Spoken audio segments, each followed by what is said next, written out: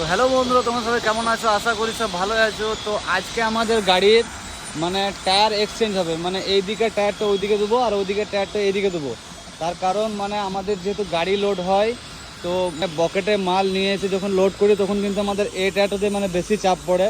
আবার আমাদের বাংকারে যে পাথরগুলো ভরি মানে ওই ক্ষেত্রেও সে তাই, মানে ওইদিকে এইটাতেই বেশি চাপ পড়ে আর কি। ওইখানেও চাতালেও যেরকম চাপ পড়ে আর এই মানে গাড়ি লোডিংয়েও সেরকম চাপ পড়ে।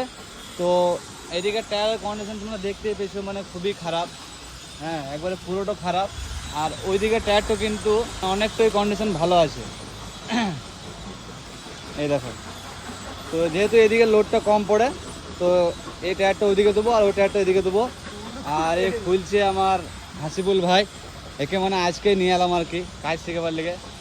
নাকি রে ভাই, কাজ করে কেমন লাগছে? ভালো লাগছে। টেনশন নাইলে, মেহনত কর, একদিন সফল হবি। তো আজকে আমাদের এখনকার মতো এটাই কাজ, কারণ আমাদের চাতালের মানে চেলি শেষ হয়ে গেছে। আর এদিকে গাড়ি লোড হলো, ক্যাসার তো অনেকক্ষণ আগে বন্ধ হয়ে গেছে।